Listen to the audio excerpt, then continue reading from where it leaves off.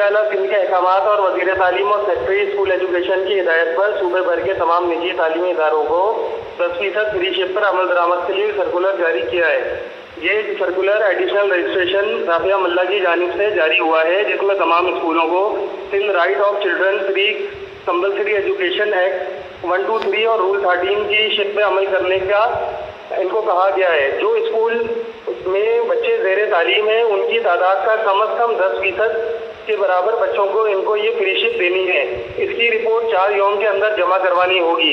इसके साथ साथ तमाम रीजनल डायरेक्टरेट और चेन इन स्कूल को भी इस सिलसिले में अलग खतूत जारी किए गए और ये तंबीह की गई है कि मुकर्ररा मुद्दत में रिपोर्ट जमा न करवाने वाले स्कूलों के खिलाफ सिंध प्राइवेट इंस्टीट्यूशन एक्ट के सेक्शन 8 के तहत कार्रवाई की जाएगी, जिनमें इन स्कूलों की रजिस्ट्रेशन मुअत्तल या मनसूख भी की जा सकती है। इस सिलसिले में इनकी जानिब से एक 5 रुकनी कमेटी तश्कील दी गई है।